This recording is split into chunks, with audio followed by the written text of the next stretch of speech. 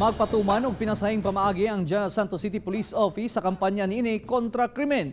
Kini mao ang paggamit og pito o grosaryo. Anyang report ni Cyril Chavez. Ang gigamit kaniadto sa mga pulis nga pito, kauban sa batuta, subling gamiton karon isip kabahin sa anti-criminality campaign sa General Santos City Police Office. Lakip na ang pito sa armas nga dalon sa tanang pulis sa Gensan. Kini nasab ang una nilang gamiton sa pagsita o paggukod sa unsa man kasamok nga respondihan. Kini aron mahimong malikayan una sa pulis ang pagpabuto sa iyang armas. Ito yung ating pangontra at saka deterrence pag mayroong mga krimen na mangyayari o nangyari sa ating area.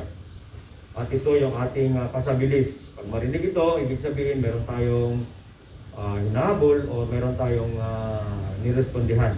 Samtang lakip usab gidugang nga armas alang sa mga Katolikong pulis ang Holy Rosary, gani gipangtagaan sa GSCPO ug rosaryohan ang mga pulis nga Katoliko. Sa panahon karon, hagit sa kapulisan ang kalabang dili makita sama sa COVID-19. Busa, nagsimbolo ang Holy Rosary sa pagtuo nga dunay Ginoong mutabang sa kanunay, hilabi na sa paglikay sa maong sakit. Pabless yan kay Father at ito yung ating panlaban kasi as police officer, diba, yung maka-Diyos, kasama yun. Ako, si Cyril Chavez para sa One Mindanao.